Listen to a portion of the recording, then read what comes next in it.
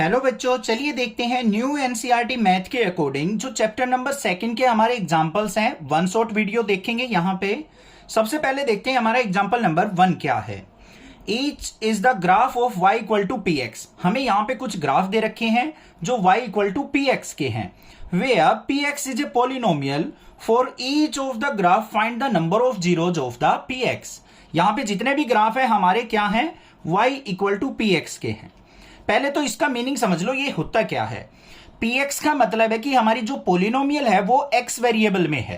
किस तरीके से, ऐसे लिख रखी है कोई हमारी पोलिनोमियल, कोई भी हो सकती है, x² प्लस 2x प्लस 3।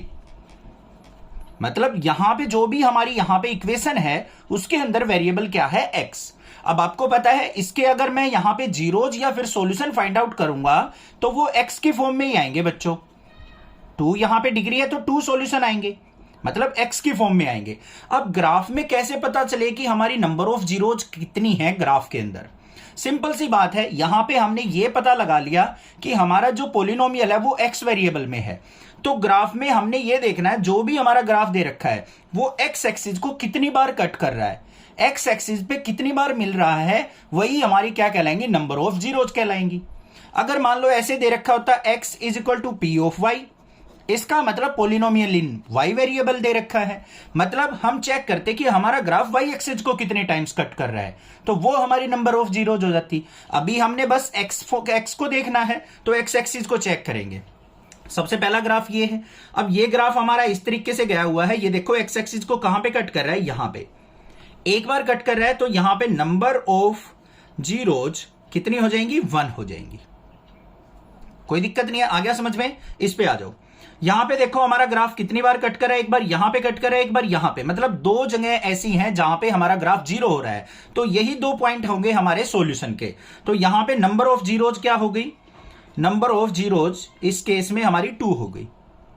अब इस वाले पे आ जाओ। यहां पे देखो भाई, एक बार यहां पे सॉल्यूशन है हमारा, एक बार यहां पे है और एक बार यहां पे है, 3 बार जीरोज हो रहा है। तो यहां पे नंबर ऑफ जीरोज कितनी हो जाएंगी, 3 हो जाएंगी। कंसेप्ट समझ में आ गया ना। अब तो आसानी से कर लोगे मेरे से पहले ही। यहां पे आ जाओ, हमें y एक्सिस को नहीं चेक करना, बस x को देखना है। यहां पे एक बार कट कर रहा है तो नंबर ऑफ जीरोज क्या हो जाएंगी इस केस में, वो हो गई 1। अब इसमें आ जाओ, यहां पे एक ही बार कट कर रहा है तो यहां पे नंबर ऑफ जीरो क्या हो जाएंगी, नंबर ऑफ जीरोज वो भी 1 हो जाएंगी। इस वाले पे जल्दी से सोचो मेरे से पहले, 1 2 3 और 4। तो यहां नंबर ऑफ जीरोज क्या हो गई, 4 हो गई। अब x equal to P I के लिए, पी ऑफ वाई के लिए आप खुद से ट्राई करके देखना। समझ में आ गया, concept clear. Next move on करते हैं एग्जांपल नंबर 2 पे। एग्जांपल नंबर 2 क्या है, find the zeros of the quadratic polynomial x² plus 7x plus 10। हमारे पास एक क्वाड्रेटिक पोलिनोमियल दे रखी है जिसकी हमें number of zeros find out करनी है। नंबर ऑफ जीरोज तो हमें पता है 2 ही होंगी क्योंकि डिग्री 2 है, तो वो जीरोज फाइंड आउट करनी है। And verify the relationship between the zeros and the coefficient. और हमें रिलेशन वेरीफाई करना है जीरोज के बीच में और कोफिशिएंट्स के बीच में। तो देख लेते हैं कैसे करेंगे। सबसे पहले हमारी जो इक्वेशन दे रखी है वो क्या है, x² plus 7x plus 10। x variable में है तो इसको हम मान लेते हैं p ऑफ x, ऐसे। और ये किसके इक्वल होती है, हमारी 0 के इक्वल। अब इसके हमें फैक्टर करने हैं स्प्लिटिंग द मिडल टर्म से, तभी हमें यहां पे जीरोज मिलेंगे। अब फैक्टर करते टाइम क्या करना होता है भाई, ऐसे फैक्टर फाइंड आउट करने हैं कि हम मल्टीप्लाई करें तो 10 आए, ऐड सब्ट्रैक्ट करें तो 7 आए। बिल्कुल से सिंपल से फैक्टर है यहाँ पे 5 और 2। 5 2 जो तो 10 होता है, 5 और 2 को ऐड करें तो 7 आ गया। सिंपल था। देखो क्या बन गया, x² plus 5x plus 2x plus 10 equal to 0। पहले 2 टर्म से क्या कॉमन नजर आ रहा है, x, तो अंदर क्या बच गया, x प्लस 5। इन दोनों में से ये 2 का मल्टीपल, ये भी 2 का मल्टीपल, 2 कॉमन ले लिया तो अंदर क्या आ गया, x प्लस 5। 10 को मैं फैक्टराइज करूं तो 5 मल्टीप्लाई 2 बाहर चला गया तो 5 बच गया बच्चों, इक्वल टू 0। तो हमारा एक तो फैक्टर आ गया x प्लस 2 और दूसरा आ गया मेरा x प्लस 5 इक्वल टू 0। अब दोनों को अलग अलग 0 के इक्वल लिख देते हैं। x plus 2 equal to 0, x plus 5 equal to 0। तो एक 0 आ गया मेरे पास माइनस का 2 और दूसरा जीरोज आ गया माइनस का 5। जीरोज का मतलब होता है सॉल्यूशन। वो वैल्यू जिस पे हमारी पोलिनोमियल जीरो हो जाए वो क्या कहलाती है, जीरोज ऑफ द पोलिनोमियल। तो ये हमारी वैल्यू आ गई, एक ये वैल्यू आ गई। अब रिजल्ट वेरीफाई करने की कहा है उसने कि जीरोज और कोफिशिएंट्स का रिलेशन वेरीफाई करके दिखाइए। क्या रिलेशन होता है भाई? एक तो होता है हमारा सम ऑफ जीरोज। अगर हम इन दोनों जीरोज का सम करें तो वो किसके इक्वल आएगा हमारा? वो आता है माइनस का कोफिशिएंट ऑफ एक्स अपॉन में कोफिशिएंट ऑफ एक्स स्क्वायर, ये होता है। तो यहां पे देखते हैं भाई, सम ऑफ जीरोज, एक जीरोज हमारी -2 है, इसमें ऐड करेंगे हम किसको? -5 को। इक्वल आना चाहिए किसके? माइनस का कोफिशिएंट ऑफ एक्स। देखो यहां से एक्स का कोफिशिएंट क्या है बच्चों? 7। कोफिशिएंट ऑफ एक्स स्क्वायर कुछ भी नहीं है तो 1 माना जाएगा।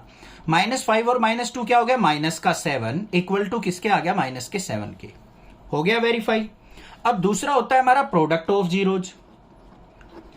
Product of zeros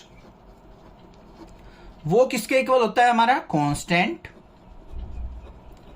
divide by coefficient of x square के, ये होता है। तो देख लेते हैं भाई, प्रोडक्ट ऑफ जीरोज मतलब पहला हमारा जीरोज -2 है, इसकी प्रोडक्ट करेंगे -5 के साथ।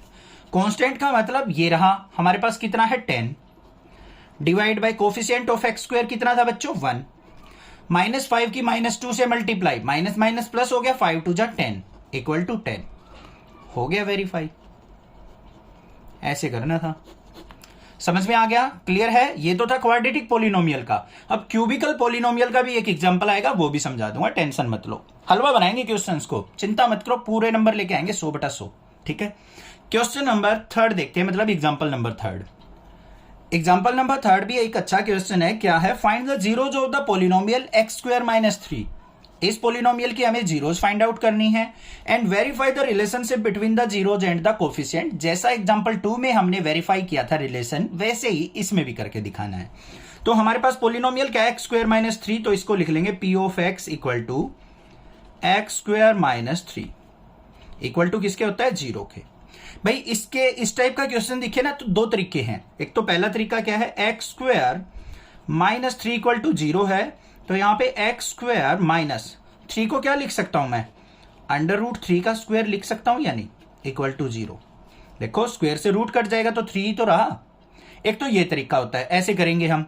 दूसरा क्या होता है? x² - 3 इक्वल टू 0 है, तो x² इज इक्वल टू क्या हो जाएगा? 3, और x इज इक्वल टू क्या हो जाएगा? √3। अब किसी का भी रूट निकालते हैं, पॉजिटिव नेगेटिव दोनों होते हैं, जो कि मैंने इंट्रोडक्शन में समझा रखा है, वो वीडियो जरूर देख लेना। अब यहां से इसको सिंप्लीफाई करूं तो क्या बन रहा है मेरा? a² - b² बन रहा है या नहीं? किसके इक्वल होता है भाई? a - b और a + b के इक्वल। तो यहां पे क्या बन गया? x - √3 और दूसरा बन गया मेरा x + √3 इक्वल टू 0। तो एक तो हमारा फैक्टर क्या आ गया? x - √3 इक्वल टू 0, दूसरा आ गया मेरा x + √3 इक्वल टू 0। मतलब x इक्वल टू √3 और x इक्वल टू, इसको राइट साइड लेके जाएंगे, माइनस का √3। तो एक 0 आ गई ये, एक 0 आ गई ये, यहां पे भी यही आई थी।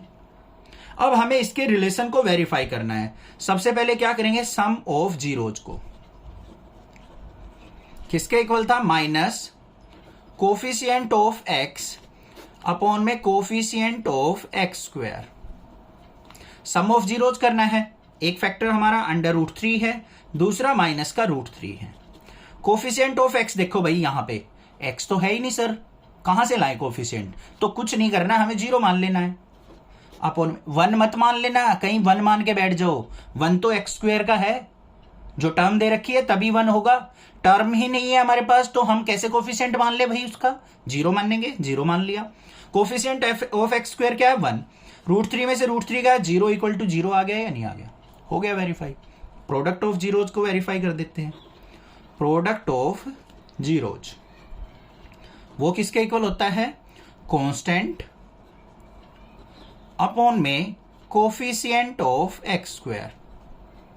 तो यहां पे भाई एक तो हमारे पास √3 है, एक मल्टीप्लाई करेंगे माइनस के √3 से, इक्वल टू कांस्टेंट टर्म देखो क्या है? -3 और कोफिशिएंट ऑफ x² क्या है? यहां पे 1। अब √3 और √3 की हम प्रोडक्ट करेंगे, ये भी हाफ पावर ये भी हाफ पावर, मल्टीप्लाई करते टाइम पावर ऐड, तो क्या हो गया √3 और √3 की मल्टीप्लाई माइनस साइन और ये 3 इक्वल टू -3 की। अब ये कैसे होता है वो भी सीख लो। हो गया ना वेरीफाई, वो तो आ गया समझ में। √3 मल्टीप्लाई माइनस का √3 दे रखा है, ये एक्स्ट्रा में समझा रहा हूं, ठीक है। यहां पे 3 का मतलब क्या है 3 की पावर 1/2 और इसका मतलब क्या है मल्टीप्लाई माइनस 3 की पावर 1/2। रूट का मतलब हाफ पावर ही होती है, माइनस साइन है मल्टीप्लाई करते टाइम बाहर आ गया, बेस सेम है तो पावर क्या हो जाती है बच्चों ऐड, तो 3 की पावर 1/2 और 1/2 कितना हो गया हाफ और हाफ 1 होता है, 3 की पावर 1 कितना आ गया -3। समझ में आ गई बात? ये अच्छे से समझ में आया है तो चैनल को सब्सक्राइब जरूर कर लेना, ठीक है। ओके, नेक्स्ट देखते हैं बच्चों एग्जांपल नंबर 4 क्या है। एग्जाम्पल नंबर 4 में हमें दे रखा है find a quadratic polynomial the sum and product of zeros are -3 and 2 respectively. हमें यहां पे सम ऑफ जीरोज और प्रोडक्ट ऑफ जीरोज -3 और 2 दे रखा है। इसकी हेल्प से हमें क्या करना है क्वाड्रेटिक पोलिनोमियल फाइंड आउट करना है बच्चों। सिंपल होता है, देखो कैसे। सम ऑफ जीरोज एक मुश्किल सा तरीका भी होता है, कहोगे कमेंट करके तो मैं समझा दूंगा, ठीक है, चिंता मत करो, बट सिंपल तरीका देखो। सम ऑफ जीरोज क्या दे रखा है -3, प्रोडक्ट ऑफ जीरोज क्या दे रखा है हमें दे रखा है 2। कोई भी वैल्यू हो सम ऑफ जीरोज और प्रोडक्ट ऑफ जीरोज की, एक ही तरीका है हमारा क्वाड्रेटिक पोलिनोमियल निकालने का, क्या है x² minus sum of zeros into x और फिर प्लस में product of zeros, product of zeros. ये आपको एक फॉर्मूला याद रखना है किसी भी पोलिनोमियल को जनरेट करने का। तो यहां पे क्या बन गया x² minus sum of zeros कितना दे रखा है भाई -3, तो ब्रैकेट में लिख लेंगे इंटू x प्लस में प्रोडक्ट ऑफ जीरोज क्या दे रखा है 2, ये इक्वल टू 0 भी होता है। तो यहां पे क्या आ गया x² माइनस माइनस प्लस का 3x प्लस में 2 इक्वल टू 0। अब यहां पे अगर किसी के फ्रैक्शन में वैल्यू आई होती ना तो फ्रैक्शन को एलिमिनेट करना है आपको एलसीएम लेके, वो मैंने क्वेश्चंस करवाते टाइम करवा रखा है, वहां पे बहुत सारे दे रखे हैं ऐसे। तो सिंपल सी अगर वैल्यू दे रखे हैं तो इस तरीके से हम यहां पे अपनी क्वाड्रेटिक इक्वेशन फाइंड आउट कर लेंगे। आ गया समझ में? हलवा द क्वेश्चन। क्वेश्चन नंबर 5 देख लेते हैं, एग्जाम्पल नंबर 5। एग्जाम्पल नंबर 5 में हमें दे रखा है वेरीफाई दैट 3 -1 और -1/3 are the zeros of the cubic polynomial this and then verify the relationship between the zeros and the coefficients. अब क्यूबिकल पोलिनोमियल दे दिया, घबराने की बिल्कुल जरूरत नहीं है। कहीं आप ये सोच जाओ कि क्यूबिकल तो हमसे होगा ही नहीं, हम कैसे करें। अरे जब मैं साथ में हूं तो क्यों टेंशन लेते हो भाई आप, ठीक है। सबसे पहले देखो हमें पोलिनोमियल क्या दे रखी है, p of x equal to 3x³ minus 5x² minus 11x और माइनस में 3, ये दे रखी है। हमें क्या बताना है कि ये जो 3 वैल्यूज है ना ये जीरोज हैं। इसकी जीरोज का मतलब अगर इन वैल्यूज को आप इस पोलिनोमियल पे पुट करोगे ना तो px की वैल्यू आपको 0 मिलेगी, या फिर मतलब ये पोलिनोमियल आपकी 0 हो जाएगी। अगर 0 हो गई तो कह सकते हैं कि ये इसकी जीरोज है या सॉल्यूशन है, अदरवाइज नहीं है। तो सबसे पहले 3 को चेक करते हैं भाई। 3 के लिए हम p ऑफ 3 देखेंगे, x की जगह 3 पुट कर दो बस पूरी पोलिनोमियल में। तो क्या हो गया 3 इंटू 3 का क्यूब माइनस में 5 इंटू 3 का स्क्वायर माइनस में 11 इंटू 3 और माइनस में 3। अब भाई कैलकुलेशन तो आसानी से कर दोगे। p ऑफ 3 इक्वल टू 3 का क्यूब कितना होता है सर 3 3 जा 9 होता है। गलत हो जाएगा, ऐसे नहीं करना भाई, बहुत सारे बच्चे करके आते हैं गड़बड़, इसलिए बता रहा हूं। 3 की पावर 3 का मतलब है 3 की 3 टाइम मल्टीप्लाई, 3 3 जा 9, 9 3 जा 27 और 27 की 3 से मल्टीप्लाई करूंगा तो मैं 81 आएगा। फिर माइनस 3 का स्क्वायर, यहां पे भी 3 2 जा 6 मत कर देना, 3 का स्क्वायर का मतलब है 3 की पावर 2 है, 3 की 2 बार मल्टीप्लाई, 3 3 जा 9, 9 5 जा क्या होता है 45, माइनस में 11 3 जा 33 और माइनस में 3। तो p ऑफ 3 क्या आ गया बच्चों हमारे पास 81, माइनस में 3 और 3 6, 36 और 41 क्या हो गया 81। तो p ऑफ 3 क्या निकल के आया मेरा 0 आ गया या नहीं आ गया। तो इसका मतलब 3 क्या है, इसका जीरोज है, फैक्टर है, सॉल्यूशन है। अब -1 को चेक कर लेते हैं। p ऑफ -1 देखते हैं, -1 पुट कर दो भाई। 3 इंटू -1 का क्यूब माइनस 5 इंटू -1 का स्क्वायर -11 इंटू -1 और फिर माइनस में 3। सिंप्लीफाई करो। P ऑफ -1 इक्वल टू -1 की पावर क्या है बच्चों, ओड, तो नेगेटिव रहेगा। -1 की 3 से मल्टीप्लाई, माइनस का 3। यहां पे -1 की पावर इवन है तो ये हो गया +1, +1 की -5 से मल्टीप्लाई, माइनस का 5। -1 की और -11 की मल्टीप्लाई, माइनस माइनस प्लस, तो ये हो गया प्लस का 11 और माइनस में 3। तो P ऑफ -1 किसके इक्वल आ गया यहाँ पे, 5 और 3 8 और 3 11, माइनस का और प्लस में 11। तो P ऑफ -1 भी क्या आ गया मेरा, 0 आ गया। तो ये भी सॉल्यूशन है। अब नेक्स्ट किसको चेक करना है, 1/3 को चेक करना है, तो कर लेते हैं भाई उसको भी। उसको क्यों छोड़े, अब खुद कर लोगे, चलो भाई खुद कर लेना। चलो नहीं सर फ्रैक्शन वाला करवा दो। माइनस का 1/3 है भाई, तो पुट कर लेते हैं यहाँ पे। 3 इंटू माइनस का 1/3 का क्यूब, -5 इंटू माइनस का 1/3 का स्क्वायर, -11 इंटू माइनस का 1/3 और फिर माइनस में 3। देखो क्या आएगा, -1 की पावर ओड है तो नेगेटिव साइन तो भाई पक्का हो गया। फिर 3 मल्टीप्लाई, 3 का क्यूब क्या होता है 27, तो 1/27। फिर -5, -1 की पावर 2 है इवन पावर, ये तो प्लस का 1 बन गया, मल्टीप्लाई 3 का स्क्वायर क्या हो गया 1/9। यहां पे माइनस माइनस प्लस, तो 11/3 और माइनस का 3/1 मान लेंगे, क्योंकि सारी फ्रैक्शनल वैल्यू आ रही है तो हम भी 1 मान लेंगे इसको। तो आगे देखते हैं भाई क्या आएगा। P ऑफ -1/3 इक्वल टू 3 से कट गया, 3 1 जा 3, 3 9 जा 27, तो ये आ गया माइनस का 1/9। फिर माइनस का 5 1 जा 5/9, फिर प्लस में 11/3 और माइनस का 3/1। क्या करेंगे, एलसीएम कितना आ जाएगा 9, दिख रहा है आसानी से, वैसे करने की जरूरत नहीं है छोटे बच्चों की तरह। 9 से 9 कट गया -1, 9 से 9 कट गया -5, प्लस में 9 को 3 से डिवाइड करेंगे तो 3 आ गया, 11 की 3 से मल्टीप्लाई, 3 3 जा 33, माइनस में 9 को 1 से डिवाइड किया 9, 9 3 जा 27, तो क्या आ गया भाई ऊपर 27 और 5 क्या हो गया 32 और 1 माइनस का 33 प्लस का 33/9, ऊपर क्या आ गया 0/9 इक्वल टू क्या हो गया 0। तो ये भी क्या हो गया, इसका जीरोज हो गया। ठीक है, लिख भी देंगे 3 -1 और -1/3 आर जीरोज ऑफ px। सभी के सभी क्या है, इसके सॉल्यूशन है, जीरोज हैं, फैक्टर है, रूट्स हैं, कुछ भी बोल सकते हैं। आगे बात समझ में। अब रिलेशनशिप को वेरीफाई करना है हमें जीरोज के और कोफिशिएंट के, वो देखते हैं। ये हमें पोलिनोमियल दे रखी थी, ठीक है।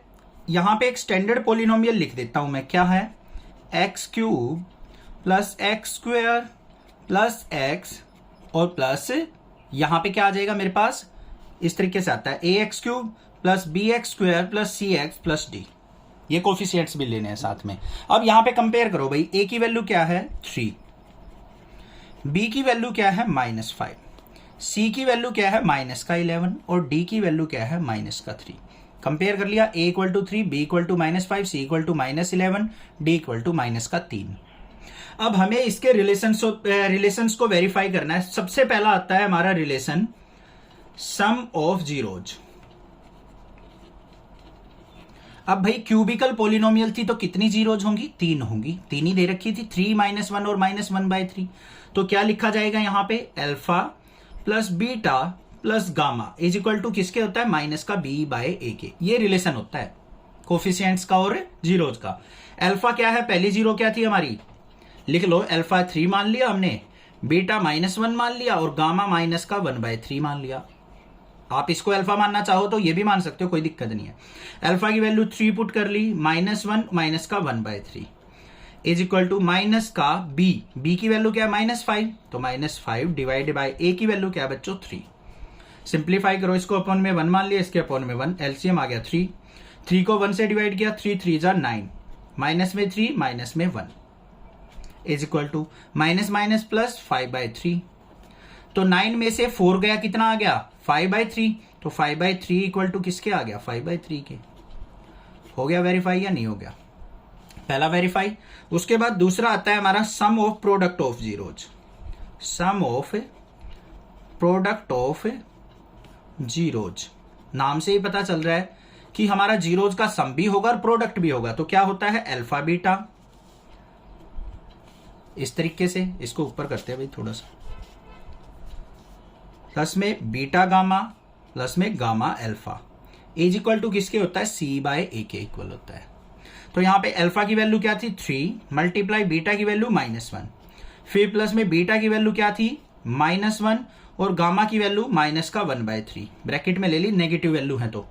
फिर प्लस में गामा की वैल्यू क्या थी माइनस का 1/3 और अल्फा की value 3 is equal to C by A. C की वैल्यू क्या बच्चों माइनस का 11 और ए की वैल्यू क्या है 3। वेरीफाई करते हैं इसको। तो यहां पे क्या आ गया 3 की -1 से मल्टीप्लाई माइनस का 3, माइनस माइनस प्लस हो गया तो प्लस का 1/3, 3 से 3 कट गया तो यहाँ पे क्या आ गया -1 इज इक्वल टू किसका माइनस का 11/3। इसको सिंप्लीफाई करने के लिए अपोन में 1 मान लेंगे, एलसीएम लेंगे, कितना आ गया 3, 3 जा माइनस का 9, 3 से 3 कट गया तो प्लस का 1, 3 को 1 से डिवाइड किया 3 की और -1 से multiply -3 is equal to minus का 11/3।